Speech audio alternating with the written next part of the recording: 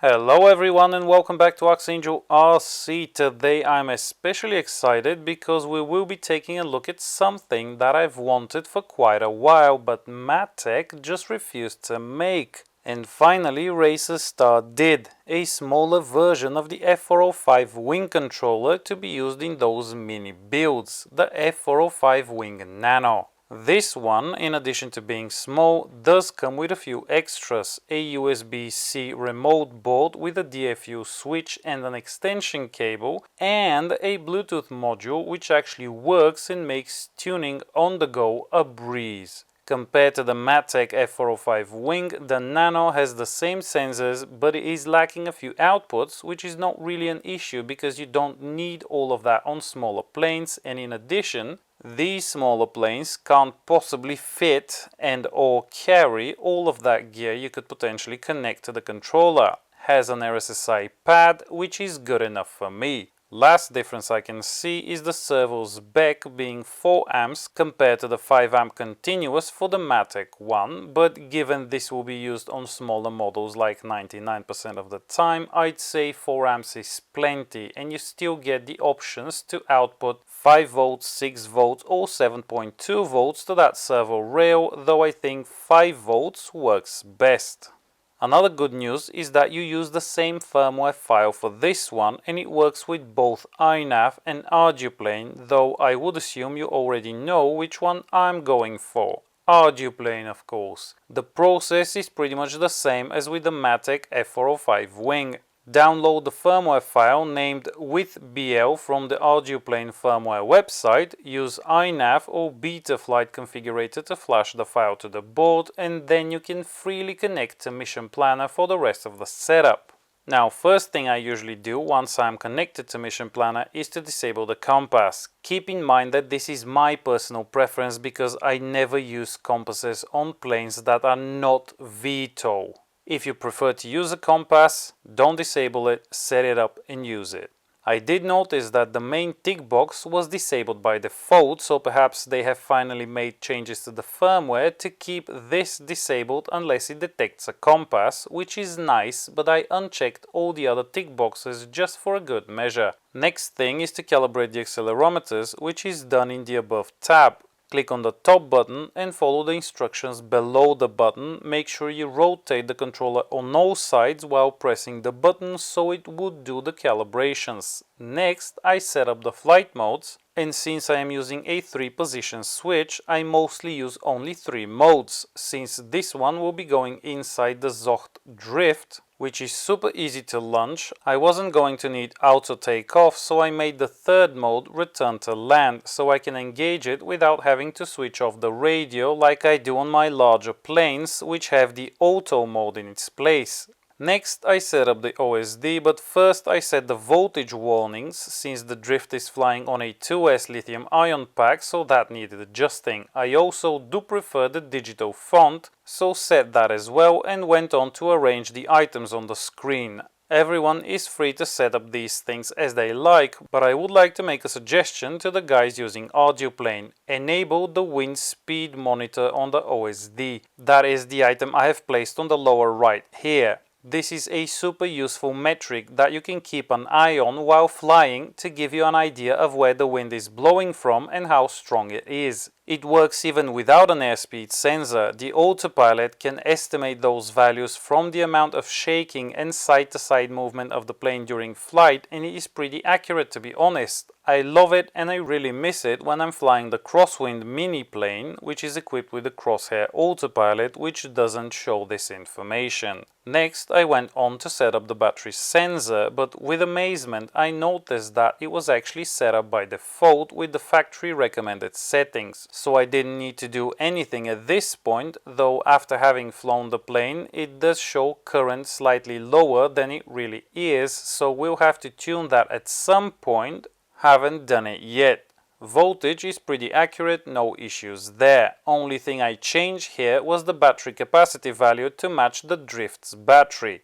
Next, I went back to the servo's output tab to set up the outputs. On the Nano, the S1 and S2 outputs are generally meant to be used for ESCs, so I set the first output to throttle and disabled the second one. I then rearranged the other channels a bit, but remember that the way this board is laid out, it would be most convenient, at least for the drift, to use outputs 7 and 8 for the ailerons and elevator, so left the rudder where it was because I would need that for arming the plane even though it doesn't have an actual rudder, and set outputs 7 and 8 to ailerons and elevator respectively. After making such changes, it is a good idea to restart the controller, and I took the chance to try that Bluetooth connection. First, I had to actually pair it to my laptop, which turned out to be a pretty easy and straightforward process, and the virtual COM ports for it were also automatically created. Going back to Mission Planner, I could now see the newly created COM ports in the drop-down menu. So for me, COM5 at 57K connection speed were the correct settings to get it working over Bluetooth, which I did, and it connected right away and loaded the parameters much quicker than what I'm used to seeing over a regular telemetry radio. The Bluetooth connectivity worked flawlessly from the first try, and I was pretty impressed since that has never happened to me, and certainly not on this laptop. Next thing on the list was the RSSI pad, since I was going to be using the R9 Slim Plus receiver, which has an RSSI output, so I set the RSSI parameter to 1, which is the analog pin, wrote the changes and refreshed the parameters to get the extended options. Once those load up, the only thing I change in there is the voltage range, because the FR Sky voltage range for the RSSI is up to 3.3 volts, not 5 volts. So change that to 3.3 volts and wrote the changes. The pin number is set by default and seems to be the correct one, since the RSSI was working during the flight. So this completed the RSSI setup, so the next thing to tackle was to do the radio calibration once the receiver was connected. This is pretty easy. Click on the button, follow the instructions, move the sticks to all extreme positions, then move all of the switches that are in use for this particular model and click the button again. Wait a bit, it will show you a confirmation and it's done. This pretty much concludes the setup of this controller for maiden flight for the Zocht Drift plane, which includes auto takeoffs, waypoint missions, return to land, and most other stuff you can think of, unlike that iNav thing that needs 10 parameters to be set before it would return to land properly, or take off properly, or power up properly. Some of you probably know what I'm talking about. The last thing I wanted to do was to test the failsafe, which I do by switching off the radio, and expectedly the controller accurately interprets the receiver's response, which can be programmed during binding of the receiver to the radio by setting its failsafe behavior to no pulses, and engages circle for a few seconds and then return to land. And shockingly, without adjusting 10 parameters for this to work properly. Damn! Now that this was done, it was time to install it in the plane. The Drift had potential and was running the Copilot at the time, which is a great option, but it doesn't have an OSD, and that was a bit of a letdown for me, since I do like to go long and I do need at least to be able to see the battery voltage, which it didn't allow. Also, I had recently installed the Runcam Split Mini 2 in there, and hence removed the ability to have the camera show the voltage, which my original Zocht VC400 camera did, so I was even more motivated to replace the Copilot. If it had an OSD, probably the Wing Nano would have gone to another plane like the Zocht Dart, but it was decided now, so I set forth to get it done. Since it was obvious the Nano will not fit in the plane if I solder any pins to it, both lengthwise and heightwise, sporting 3 decks and all, I decided to just solder wires to where the pins should be and only to the pads I will actually be using, which would simplify things a good deal. Only place where I could add pins to actually were the servo outputs for ailerons and elevator. A 90-degree header of single row pins fit perfectly in there and would spare the use of 2 additional servo leads. On the mid PCB, I soldered the GPS cable wires to UART3, which is where the GPS should go by default when the ArduPlane firmware is loaded on the Nano. Also soldered two servo leads from the ones provided with the controller for the camera and video transmitter, since their cables didn't reach so far back, and soldered the radio receiver cable to the other side, including its RSSI output to the RSSI pad on the Nano. On the bottom PCB, I soldered the ESC signal wire to the S1 pad, soldered the ESC power cables directly to the board, and the battery cable as well, using the one with the XT30 connector, since the battery for this plane already had that on it. Putting that whole stack on the scales showed it weighs 41.5 grams, while the co-pilot was sitting at 25.1 grams. But keep in mind the co-pilot is missing the battery wire, the ESC, a power module which is essentially integrated into the Nano, and an SD card and Bluetooth modules, which all adds weight. So on average, I think there is very little change in weight, if any at all. So the Nano went in pretty easy, used a 3M double-sided tape to mount it, and ran all of the wires through the bottom compartment, which provided ample space for the servo connectors. The R9 Slim Plus receiver also went in there, taped to the side of the wall. GPS went into the designed compartment inside the top hatch. And just like that, fairly quickly if I might add, this plane was upgraded to the capabilities of my largest plane and was ready to fly. And fly it did. At first though, turned out the stock PIDs were not okay for the drift. It would start oscillating hard on the roll axis. So it took some tuning to eliminate that effect, so I'm super happy with the Bluetooth as it makes things so much quicker and easier. I just needed my phone at the field. However, there seemed to be an issue with the video transmitter where it would come on and go off on random chance with no obvious reason, which made flying via FPV quite impossible as I didn't have a video signal for most of the flight.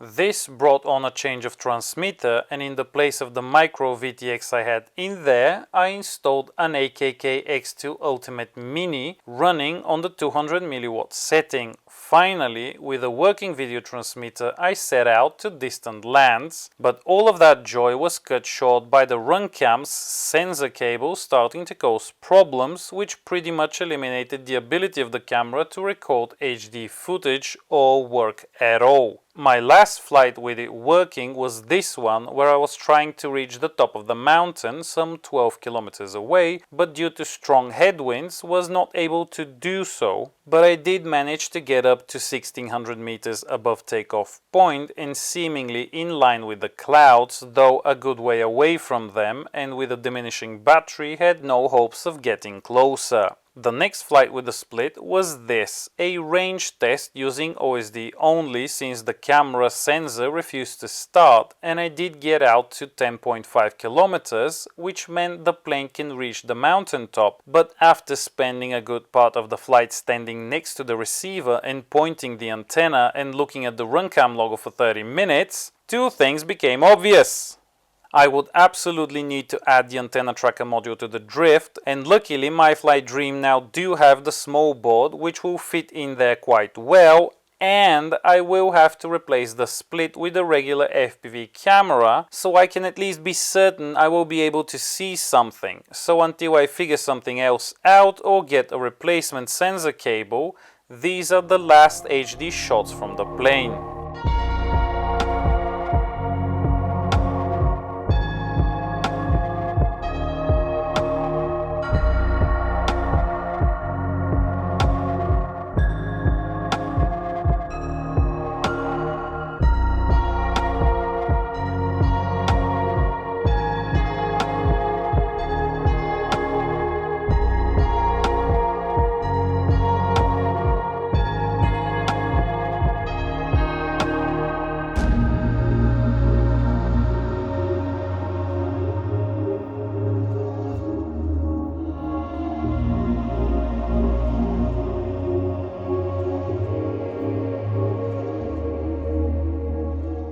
So, next upgrades were in quick. I did wire in the Telefly Tiny module in such a way as to be able to easily remove it for use in another plane and still have a fully working video system here, but also still have the ability to put it back in seconds. But for the time being, it will be staying in the drift.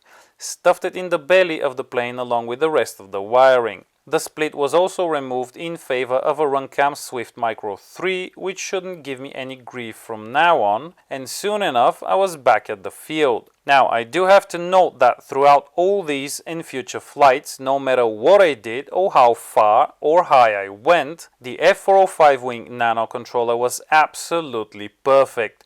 Return to land was working perfectly since it brought back the plane on its own from 10 kilometers out a few times due to me being lazy to fly the way back. Waypoints work as you would expect. It works just like the full-size model, just need to adjust those current values because at least for me the defaults are not correct.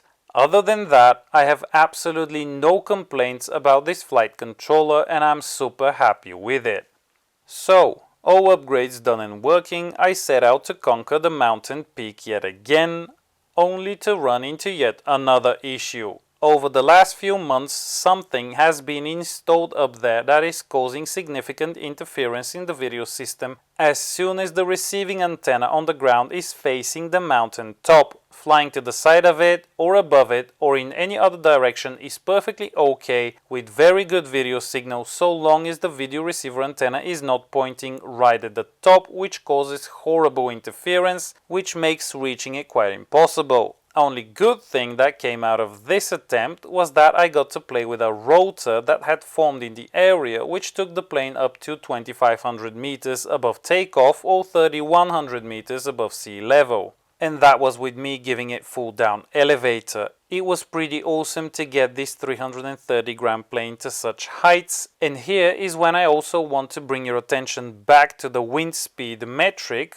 which does come in handy in situations like these, showing you a fairly accurate estimate of the wind speed and direction, and given how fast the plane flies in calm conditions and how fast I was approaching the mountain that day, at that altitude, I'd say the estimation for headwind is pretty accurate, and for me at least, this information is quite valuable when flying long range and especially at higher altitudes. Just a suggestion, it is how I fly. Sadly, not much of the DVR from this flight is usable or worth looking at, especially as long as the receiver antenna was pointing in that direction. And since I have no HD recording on board the plane, I am left with this bad recording. I know for a fact that the issue is not with the plane because I repeated this test with another plane of mine sporting a completely different autopilot and video system, and the results were the same. As soon as the antenna was pointed at the mountaintop, video went out amongst tons of interference.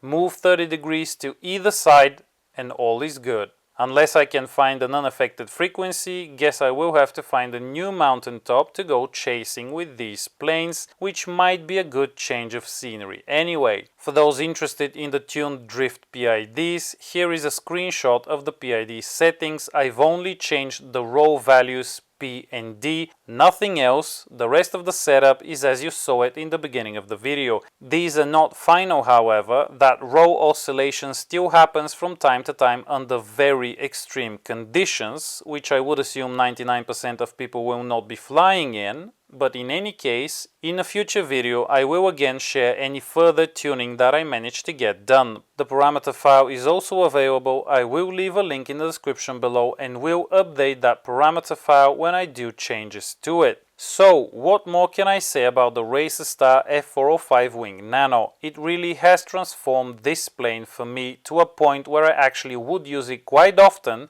and over other larger planes, especially when traveling, because paired with that 2S lithium-ion battery pack, it has endurance and range to rival some of those others heavier and much more cumbersome models, but in only 330 grams. So, my experience with this controller has been nothing but positive so far, and I will keep using and pushing it to see how it will fare in the long run. A few days ago I had the Nano running for over 12 hours while trying to download flight logs over the Bluetooth link, and it didn't overheat or burn out, still working perfectly. Love it, and will keep you updated, especially if anything changes for the worse. For those interested, I've linked all that I've used in this video in the description below. Those are affiliate links, and because this is my full-time job, the income I get from you guys buying stuff via those links is how I support this channel and how I support myself. So you will have my eternal gratitude should you decide to go through them next time you need to make a purchase. Another way you can support me is Patreon. The link is also there, and I would like to say a big thank you to all the people who have supported me so far in any way and would continue to do so. I would politely ask you to like, share and subscribe if you haven't already, because this helps the video get seen more, and don't forget to hit that bell button so you can be notified when I upload a new one. Also consider following me on Facebook. Happy and safe flying, and I will see you in the next one.